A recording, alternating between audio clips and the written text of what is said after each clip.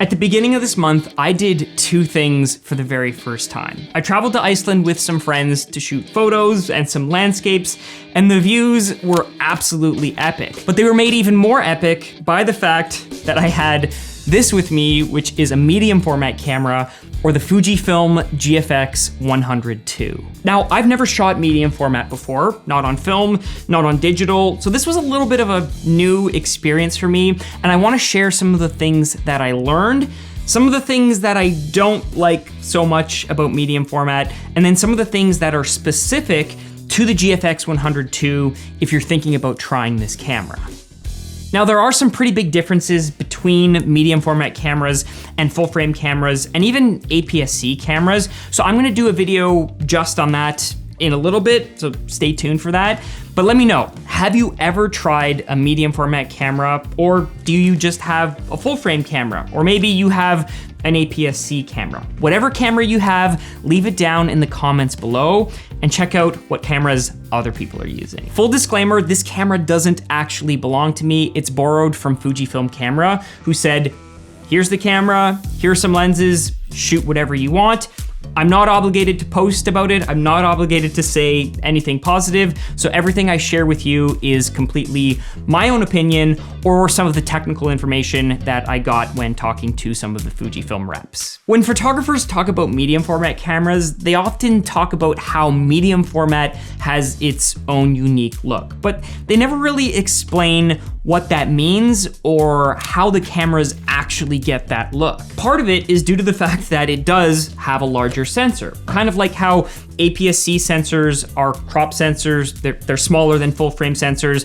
A medium format camera has a much larger sensor. In fact, it has about 1.7 times the surface area when you compare it to a full frame camera. That means if you were to shoot 50 millimeters on a medium format camera, it looks more like 35 millimeters or 40 millimeters, depending on the exact camera that you're shooting with. So this camera has an uncrop factor, if you want to think of it that way, of 0.79 times. That means anything you shoot is going to be wider, or the depth of field that you would normally get is gonna be more depth of fieldy. You're gonna have more out of focus or a shallower depth of field. The camera also has a 4:3 aspect ratio. So instead of that typical 3:2 aspect ratio that you get with full frame sensors, you're gonna be getting a little bit more height, which can help if you're trying to shoot things that are portrait, which is one of the reasons why medium format also works really well when shooting portraits. To get an equivalent depth of field on a medium format camera that you would get on a full frame camera,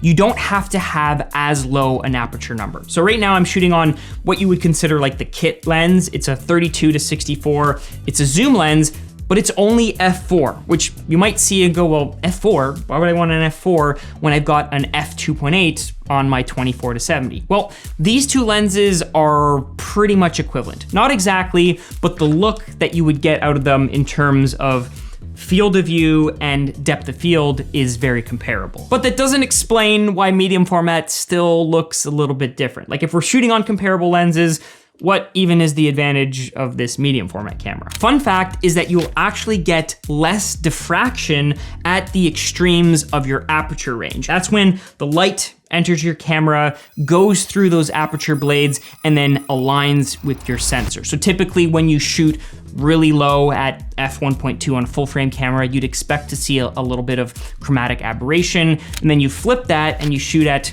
f16 or f22, you can actually get diffraction, which the wavelengths of light don't quite line up, and then the photo doesn't look as sharp as it would compared to if you had shot at like a f4 or an f8 or one of those like mid-range aperture numbers. Now the disadvantage, of course, is that medium format lenses are really large. So in order to fill that medium format sensor, you do need lenses that are a little bit chunkier and a little bit larger. Like it's not insanely large, but I did have a hard time fitting these lenses into my camera bag. And so I ended up bringing like a extra little side bag where I put the lenses in so that I had enough room to carry both the medium format camera and my full frame camera.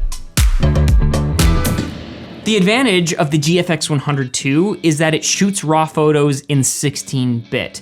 Now, typically when we think of raw photos, that's either 12 bits or 14 bits, like what the Canon R5 has, but that maxes out at around 4 trillion colors compared to the GFX100 II. The 16 bits that it gets out of this sensor can capture something like 380 trillion colors, which is absolutely insane. I'm pretty sure my eyeballs can't even see half of those colors. Which brings up the point of where is that color information? Because when you shoot the raw photos, it's not like they look massively more colorful or massively more saturated. It just means that when you bring those raw files into Lightroom, you have more flexibility or more latitude when pushing and pulling the exposure or dropping the highlights to reveal the color that's in the sky. Hence the reason why these types of cameras typically perform really well for things like landscapes when you want to capture both the shadow detail and the highlight detail all in a single frame. Now, of course, this is a 100 megapixel camera compared to my 45 megapixel camera on the R5.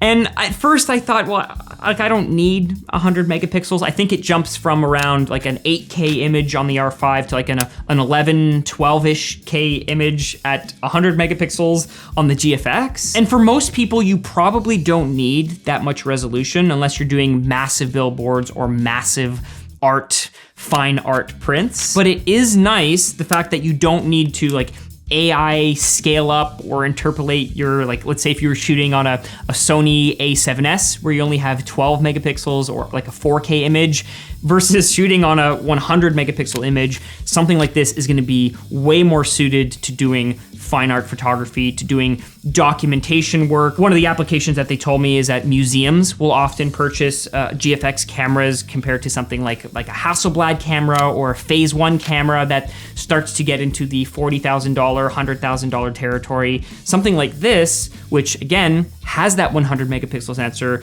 is gonna be a lot more affordable. It's still a $10,000 camera, which is one of the reasons why I'm not super stoked on medium format. Everything about it tends to be pretty expensive. The lenses are about the same cost as my RF Canon lenses, so that's not too much of a negative, but the bodies themselves are really expensive. Having a larger sensor means you have more data or more pixels to read out, and so a camera like this isn't gonna be well suited for high-speed action or things that are moving really fast because it doesn't have 20 photos per second. I think that this maxes out at around 8 photos per second. We often talk about the best camera, like the latest A9 Mark III, Canon R5 Mark II, whatever the newest thing is. And just because it's new doesn't make it the best for what you want to shoot. Personally, I would never use a GFX camera for things like wildlife or for things like action sports. Even an APS-C camera, a crop sensor camera, will outperform a medium format camera or sometimes even a full frame camera when it comes to things like speed of the sensor or the ability for it to record for long durations of time without it overheating, which is one of the reasons why you see a lot of cinema cameras that have a crop sensor or a APS-C or a Super 35 format sensor, because it's more suitable to doing things like video work where you don't need as many pixels. Everything on the GFX100 II is bigger. The body is bigger, the lenses are bigger, the viewfinder is bigger, but the viewfinder comes off. So if you want to store this camera inside your camera bag where you would normally fit like a Sony mirrorless camera or your Canon camera, you can do that. It just means you're having to either add and remove the viewfinder, which might work. For me, I found that because I was shooting landscapes most of the time on a tripod, I would just pop up the screen, have it on my tripod, and then the screen actually looks really good. I think it's the pixel count on it is really high, or whatever processing they're doing on the screen to preview the photos looks really good straight out of camera. For most of the photos I shot, I tried to expose for the highlights. That was a tip that one of the Fujifilm reps gave me, is that the shadow detail can be pulled up way more than you think. And this is something that I find to be true when shooting photos across pretty much any modern camera, is that once you lose the highlights, you're never gonna get them back. They're just clipped. Versus the shadow detail, the only really disadvantage is that if you underexpose it slightly, you'll get a little bit more noise. But I'd rather have more noise in the shadows than no information at all in the highlights. The GFX100 II gives you options for shooting in 14-bit if for some reason you don't want 16-bit, and 16-bit with lossless and various compression options. So I opted to shoot in the 16-bit RAW, lossless, compressed. So lossless, meaning you're not losing any data, all the 16-bit information is there, and then compressed is kind of like shooting in it's like a zip folder on your computer where all the information is there, but it just squishes it down. So the file size, instead of being like 190, 200 megabytes, is more like 100 to 150 megabytes. So I did shoot a lot of landscapes with this camera, but I also shot a lot of portraits. And I found that was the perfect use case for this camera, which again, that maybe doesn't have the fastest autofocus system or the fastest frames per second compared to my Canon R5. But I'll share more in a future video why I think this is probably the perfect camera if all you're doing is shooting portraits, or if all you're doing is shooting landscapes. But there are some things that I look for specifically when choosing a camera for landscape photography. But I'm gonna cover that in a video of its own. For now, if you enjoyed this video, you'll probably also enjoy this video right here. And until the next one, grab your camera, get out, and go shoot photos.